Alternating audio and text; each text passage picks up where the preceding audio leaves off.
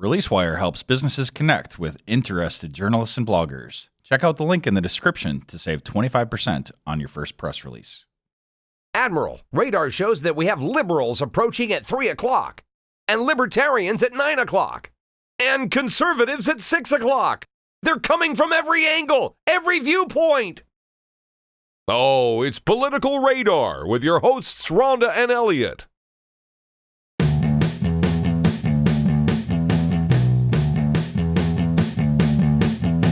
Hey, political junkies. I am not Rhonda. We have a Republican takeover of Political Radar for episode number 49. I have with me co-hosting, officially, Tricia Nell. Hello, everybody. And I'm glad you're not Rhonda because you don't look like Rhonda. I'm a better Rhonda. Oh. I'm the best Rhonda. Ooh, I'm not sure what to say about that. And, of course, we have the sore winner, Phil Jennerjahn. Congratulations to all Wisconsin Republicans. Hello, welcome. Yay. Okay. Yeah. So, what the hell happened? Why do I see that Donald Trump is going to be our president?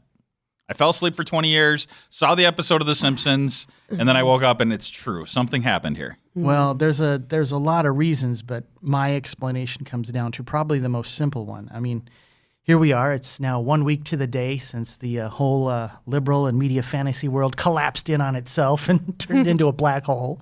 He likes this a little too much. Yeah, I'm enjoying this. I'm enjoying it.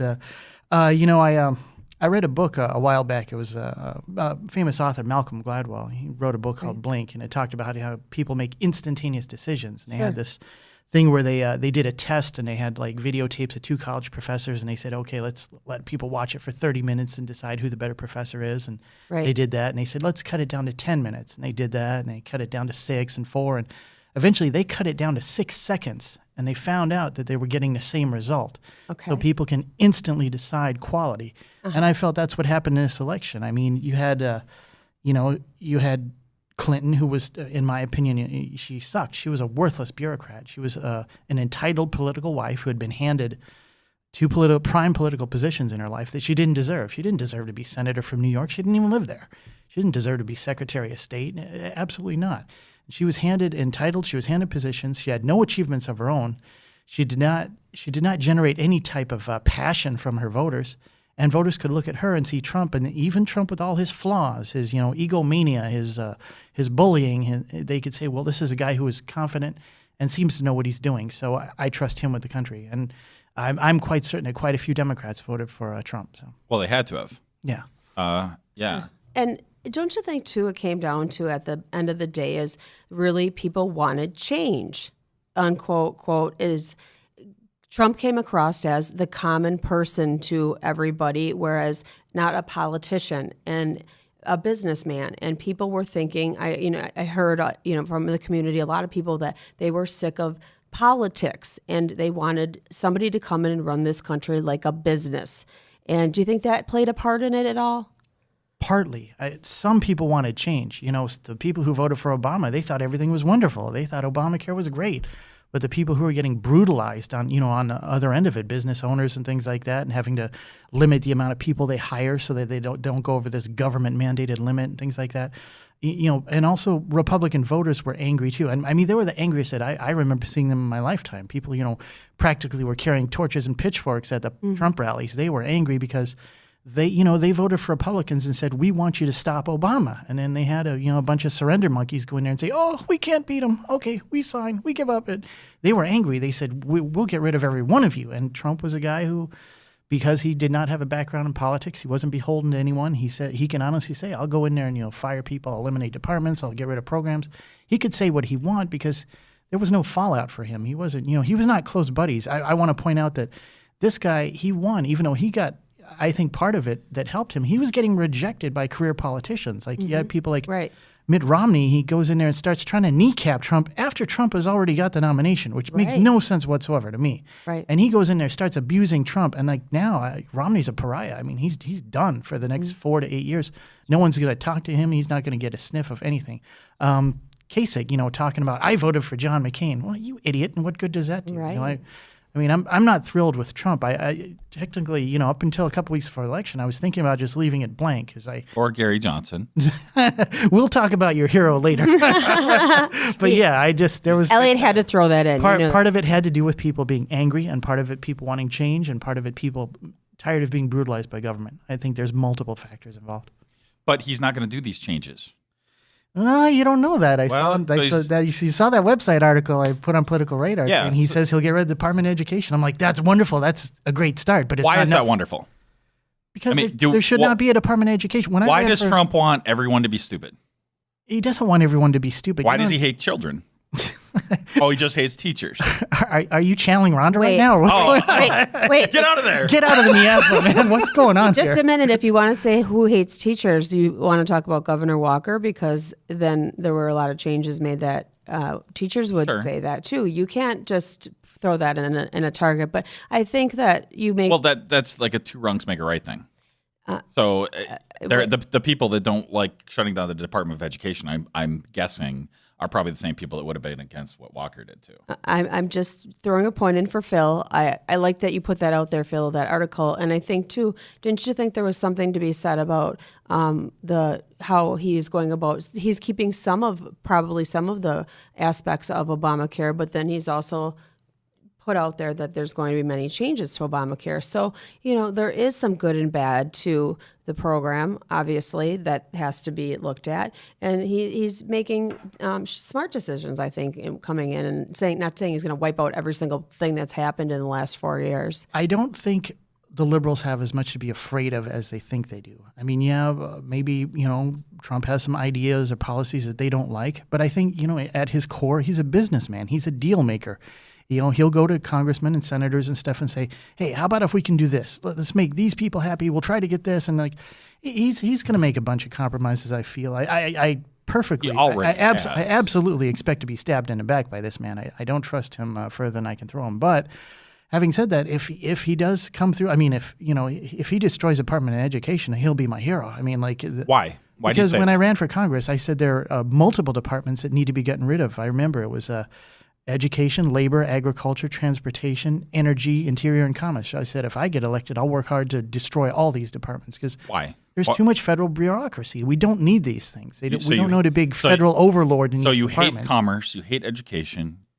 Why do you hate all these things? I don't think he says he's hating them. I don't hate Elliot. them. I feel that we don't need a federal overlord. Now, I'm a Tenther. I believe in the 10th Amendment. You know, it says that, you know, powers not given to the federal government belong to the states. And the government, we have a really big government problem is that they tend to seize powers that they are not entitled to. I mean, you know, why do we need a federal Department of Education? Wisconsin has a Department of Education. Colorado has one. Texas has one. They can control their own situations. They don't need a federal overlord saying we are going to dictate to you that you do this and you do that. Because usually once government starts sticking their, you know, ugly fingers, you know, around, they start screwing things up. So now, of course, if there was no federal Department of Education, every state would be different. You know, the California education system would probably be terrible because liberals are in charge. But some states would be phenomenal. Like, you know, when I was growing up, you know, Minnesota and Wisconsin had like really good public schools. And like a lot of people I know went to good colleges and went on to, you know, great careers.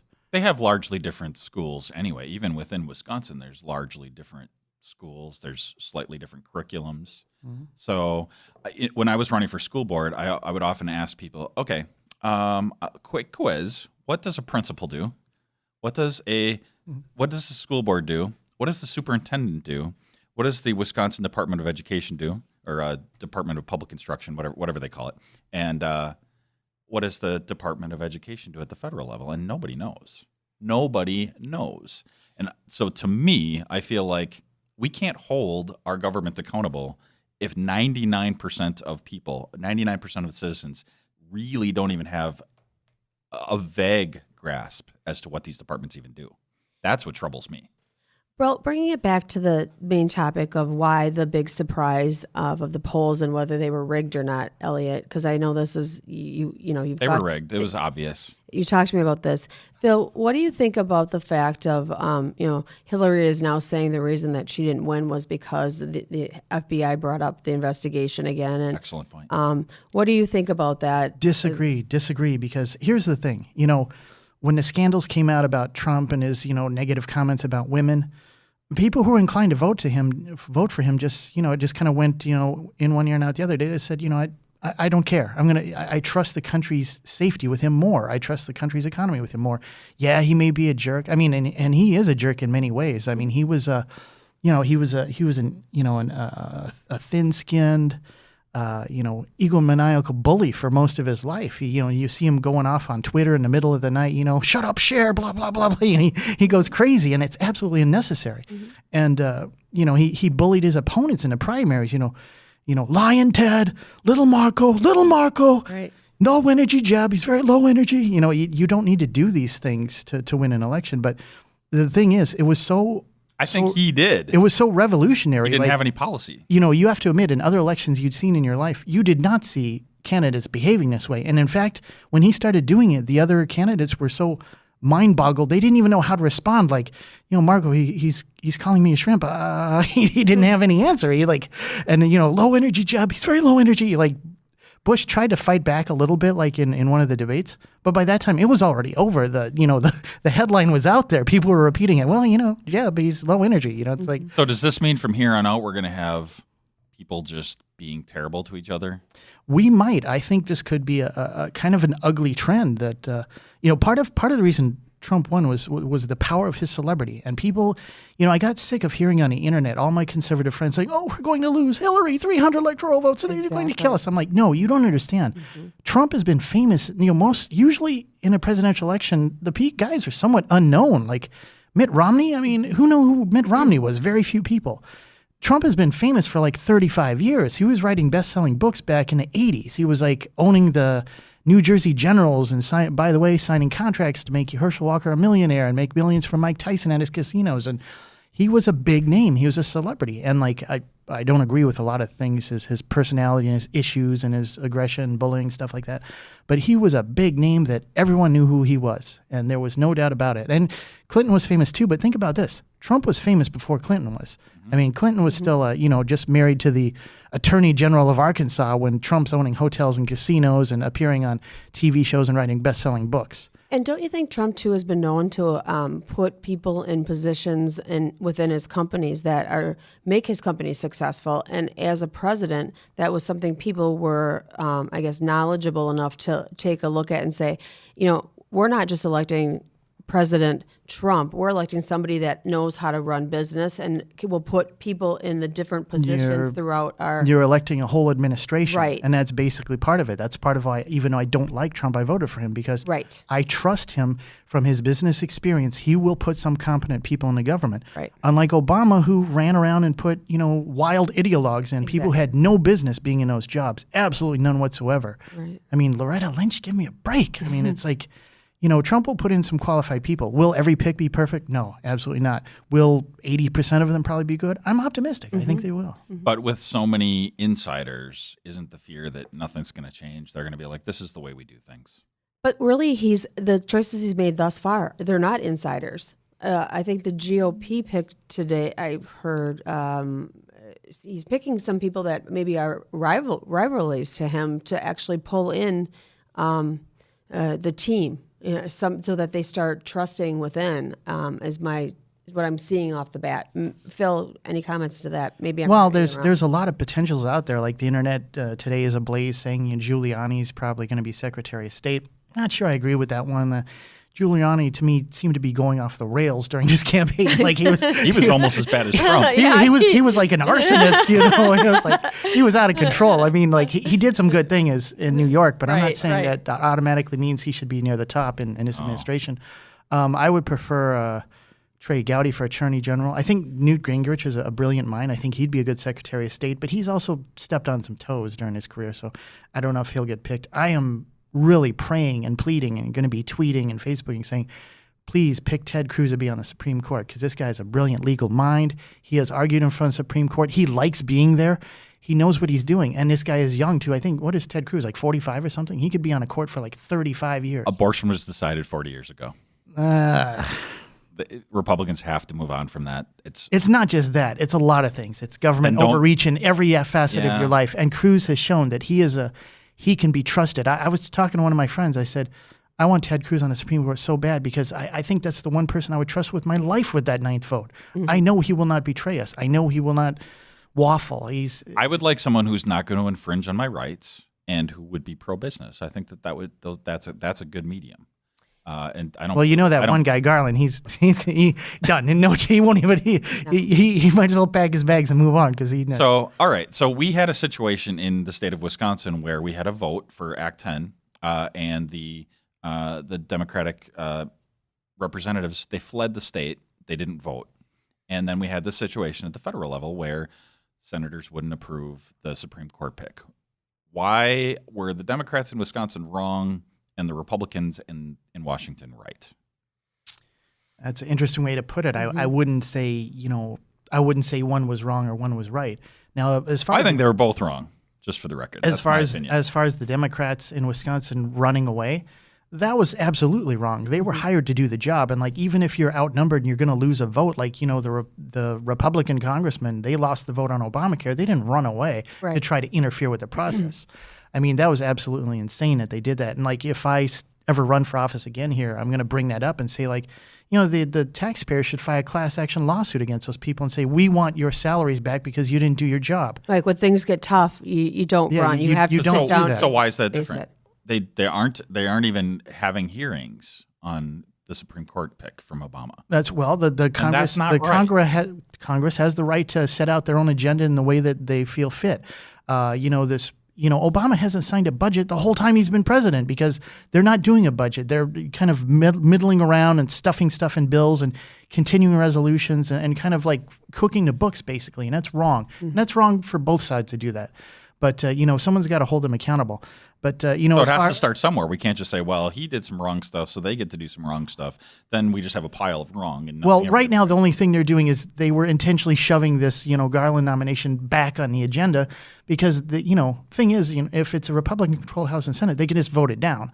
There's no problem with that. They should do that then. They could do that. But what they want to do their job. What they want to do I want their salary is back. Just wait till Trump wins and then just this, nomination goes away and Donald Trump comes in and hopefully he's the bigger man and puts Ted Cruz on the Supreme Court. The problem with that sort of precedent, if it is such a thing, things have a cyclical nature to them, right? They do. They do. Then when a Democrat's in there, you're going to have the same nonsense being told, and then you're going to be upset. And I think that's why some people are really talk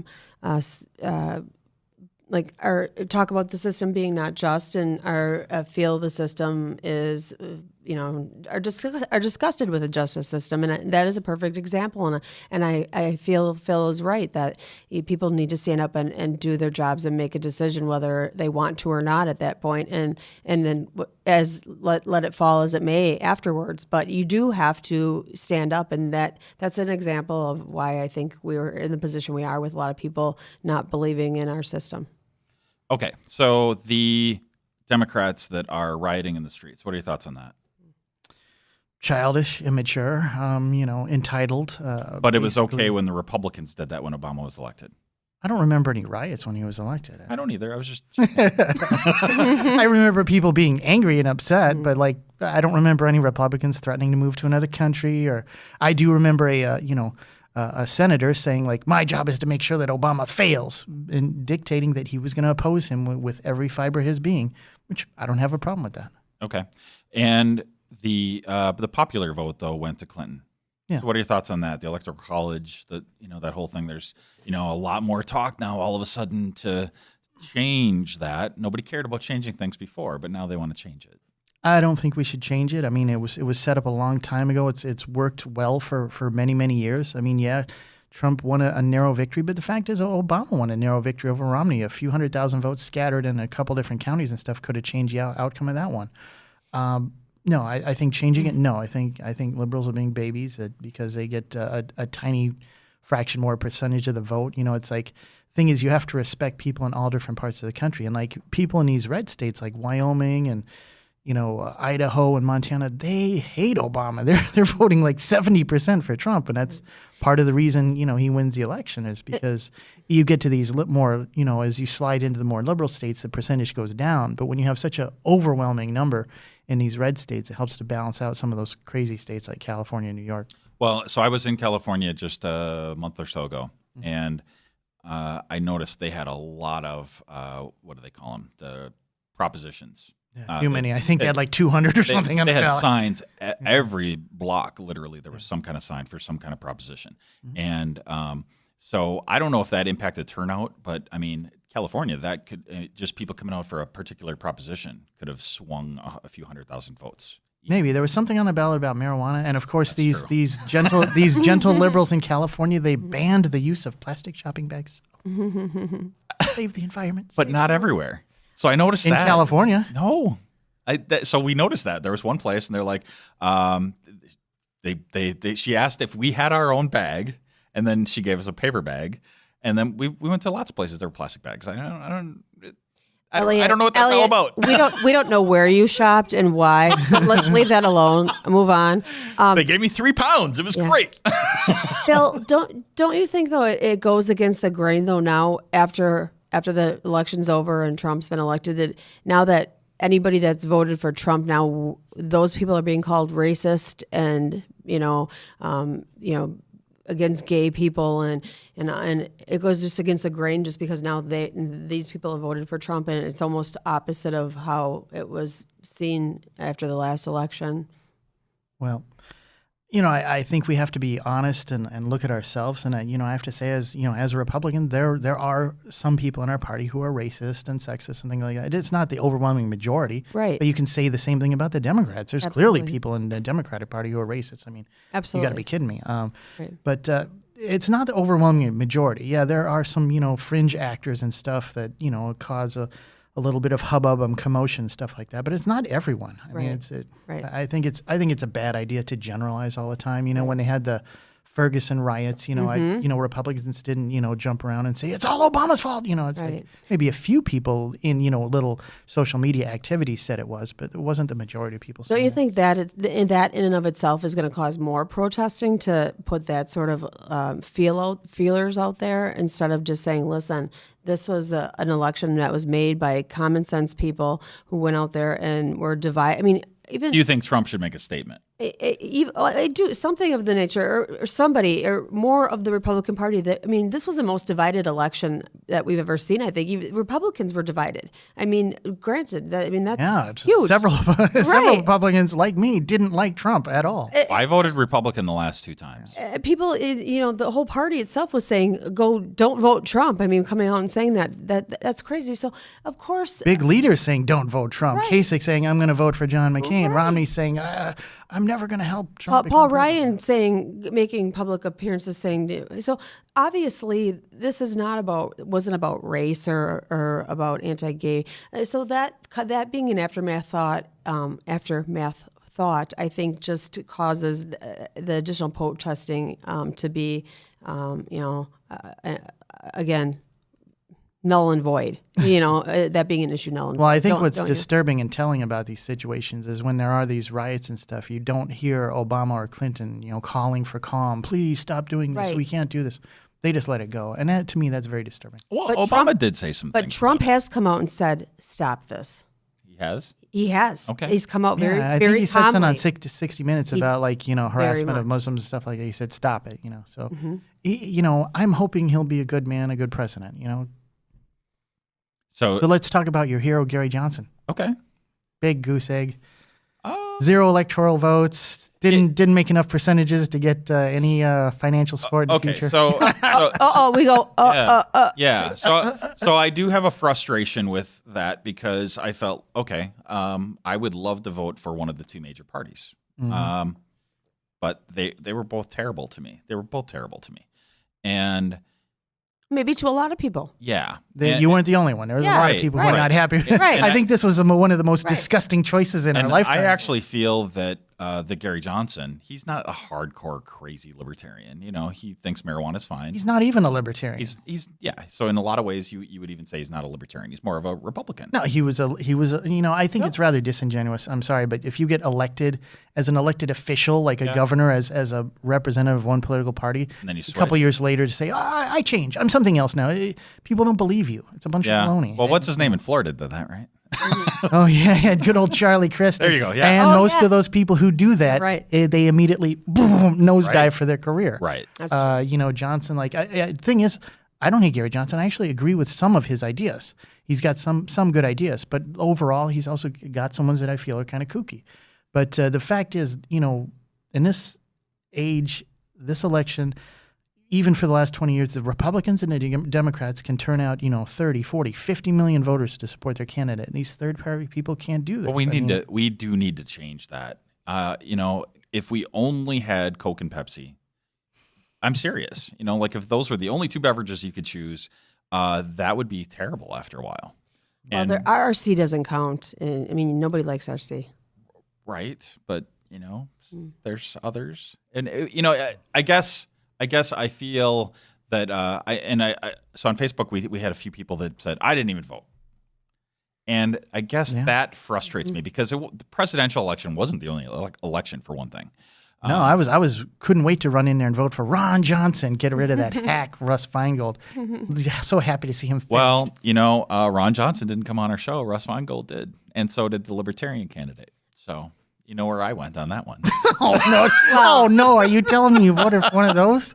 So Phil Anderson was fine. So it was a personal thing. You didn't vote for the right reasons. So then, actually, Phil Anderson is anti-abortion. So I don't agree with anybody 100%, but I feel like I agree with most people, probably 80% though. But Phil, do you think anybody agrees with every candidate's view on everything? I mean, let's be honest. Even you as a candidate, if somebody were to vote for you, they're not going to agree with all of your views.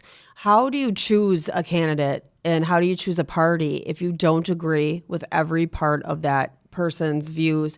This is something Elliot and I talk about quite often because Elliot and I are very close in a lot of our views, but yet I'm a Republican. He says he can't be because of certain things. How do you stand on that for a common person who is stuck in the middle?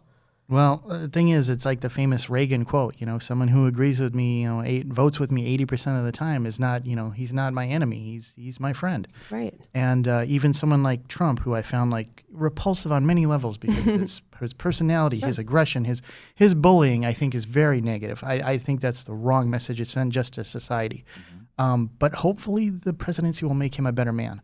But yeah, getting back to the original subject, when I was in the presidential election, I started out a Rick Perry guy. I liked I liked what he'd done in Texas. I felt it was a good model. If he had turned his state into an economic boom, a real economic engine, it would be good for the rest of the country. But then he dropped out right away, and then I went to Walker, and Walker dropped out right away, and I'm like, man, I am jinxed here.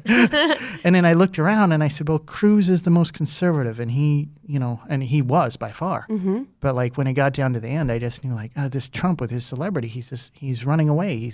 And I knew it was going to happen. I was like, let's talk about Mike Pence for a moment. Sure. Since you and I just talked about him for a few minutes when we walked in, what do you think are some of his positive qualities? And first of all, did you like him as a running mate as a vice president for Trump? And do you think he helped Trump win the election?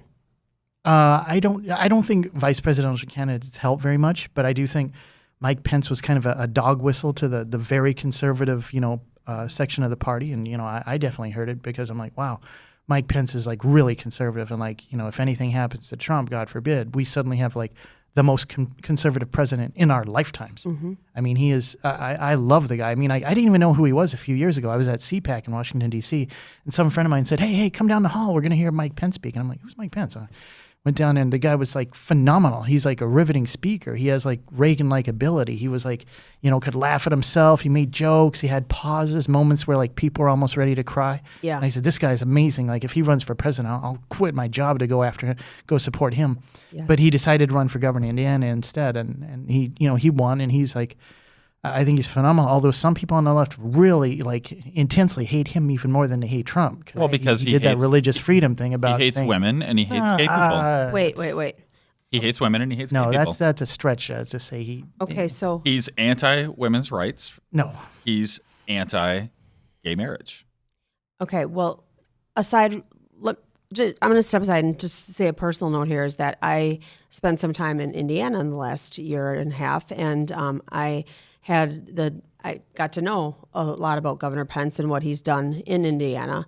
And personal views aside from the religious and the women's rights, he has done an amazing job economically with Indiana. He's a pretty good fiscal conservative, right? I mean, that's true. Absolutely. And social conservative. And social. Right. Religious Freedom Act, he said, you can live your values. You don't have to have government forcing you to accept gay marriage and things like that. I went in not being a huge fan of his. I liked some of the things he did. I came out living in Indiana. What if my religion hated the Wisconsin Badgers? Stop for a minute. I mean, I honestly, like, that's ridiculous. So I don't have to accept people because I have a certain religion. I don't have to accept them. Well, what does that mean? Like, if I don't accept them, I don't have to talk to them. You know, if Phil's living next to me, I'm not going to go visit him. That's fine. We can put up a big fence. It's all good, right? Why do we need to have laws for this stuff? I don't understand. I think that Pence has come a long way with that. Between him and Trump, they make a good team together because they do. He is very conservative, and tell me if you think I'm, if I'm off base, Phil. But I think they even each other out a little bit. Trump needed somebody that was conservative in his ballpark, and Pence is amazing that way. And he's a great speaker, and he's a good for the team, I think. Great man. Yeah, I think it helped helped him the Republican Party love him. It's like, but I mean, like I said, the left goes nuts when, and I'm just, if Trump does a good job and gets reelected, guess who's first in line for that nomination 8 years from now? Yeah, true. Yeah. And he'll lose. I just want to say you don't know that. Yeah, people said. Well, I'm a betting man. you are. By the way, we got to finish up the show here and get to this bet. Yes, I heard that there was something bet that what is it, Elliot? That whoever won. So when we had John before, Clinton was far and away the front runner. I think that was pretty safe to say if the election would have been held. Yeah, everyone was saying, hey, Clinton can't lose, which I found so comical because I said she sucks. And I did too. So, I think you mentioned a few things that things change and we're still Phil, far I'm eating away. this up because I heard every day from Elliot, Trump will never win. Tricia, laugh. I was hearing it from my fellow Republicans. Oh, yeah. This is a disaster. I mean, I have to admit, when Trump went on that debate and he was talking about Marco, little Marco, and my hands, trust, everything is where it is. I'm like, my jaw hit the floor. I'm like, this buffoon is talking about his genitals during a presidential debate. I'm like, we're going to lose 40 states, but he turned it around. When Pence got on board, I felt a lot safer. So anyway, yes, but this bet. So I'm anxious to hear that, Elliot, you lost the bet. So I did not vote for Hillary, nor did I vote for Trump. So I did not help you or hurt you. However, you lost the bet. I lost the bet. 5 hours of, and I felt pretty safe about my bet. So I thought, I'm going to look good because I'm going to get Phil, and he's going to have to suck it up and have 5 hours somewhere. So the bet was what? That we would volunteer for the 5 hours of volunteer work. Winners chosen. That's a great bet. So you charity of some you kind, do charity work 5 hours somewhere in the community. Whoever. And so you lost a minimum of 5 hours. All right. Now I'm gonna just to make my friend Andrew happy. I'm not going to be a cruel winner. I'm going to give you some options. First of all, I often like to donate my money rather than my time. I write checks and stuff and give stuff to different organizations. Like a wealthy Republican would. but we want to see Elliot do something. No. First of all, I'm going to give you the option to get out of it totally.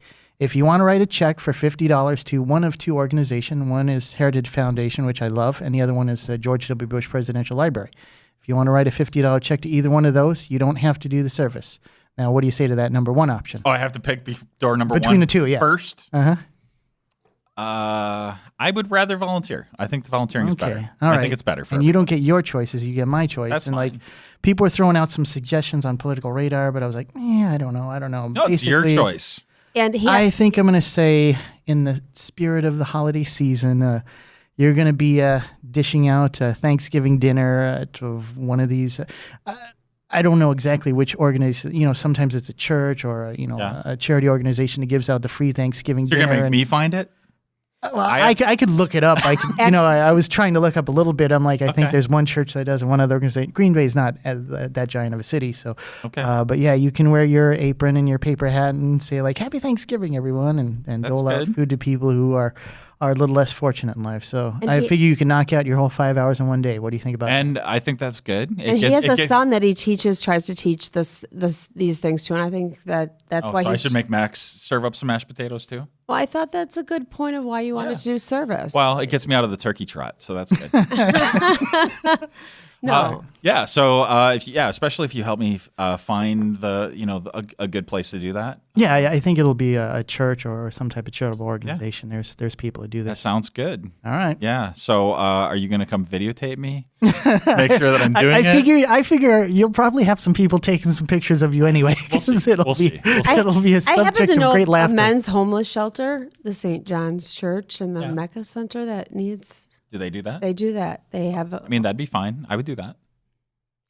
So that's like that's the plan A, unless we come up with somebody else that's a little more needy. Like I said, and if you don't want to do that, I'll give you one last option. What's that? yeah, because you are serving Thanksgiving this year. It's at your house, Elliot. Yeah. So One last option. If you want to buy a Trump T-shirt and wear it for 1 week straight. Yes. well. I'll buy the T-shirt even. So that would be a victory for you guys. But honestly, like I wanted this to be a victory for the community. Yeah, it's better for everyone if you do the charity service. If you buy the shirt, I'll wear it for you. I just give you the option. I said you could write a check to the Bush Presidential Library if you want. But I try to be a fair loser. I mean, that's, I win more than I lose. So but you heard that. You heard that, right, Phil? He said he'll wear the T-shirt regardless. So, yeah. So if you buy it for me, I'm cool. buying the shirt. I'm buying the shirt. Yeah. I mean, Trump needs the money. Oh, for the country. Okay, last thoughts? Anything? You have anything on your little notebook there? I have so many things, but thanks, Phil. You and Rhonda and your paper. I don't know about you guys. Don't compare me to anybody but myself. Thank you, Phil. You've been a pleasure. It's nice to have you and hear your thoughts. It's always great to be on the show, and I like to talk about ideas and things like that. I can't wait for you to run for some. Well, I might want to run for mayor of Green Bay like 2 years from now, but I'm still thinking about it. And you're going to announce it here, right? As an attorney, all I want to say to you is one check per family or per person. Sorry. Whoa. Oh boy. All right. Yeah. All right. Just kidding. Okay, so that wraps it up. That is Political Radar, episode number 49. If you'd like some show notes on the show, maybe we can get in where I'm going to have to be donating my 5 hours of time. That'll be at politicalradar.com/49. You can find me online pretty much everywhere, either as Elliot, like I am on Twitter, or Elliot C, like I am on Facebook. And these guys, if you want to get in touch with these guys, where would you go? At Tricia Nell Law Office at Tricia Nell at TriciaNell.com. Thank you. And what about you, Phil? No, you can just find me on Facebook or Twitter. You don't really want people to find you. You're a reclusive Republican. I am, after my defeat, I am somewhat reclusive, yes. That's just the start, always. All right, thanks, guys. Thank you. We're out. Bye.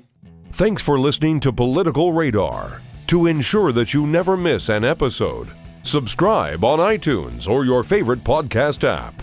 To stay up to date, visit politicalradar.com or connect with us on Facebook or Twitter.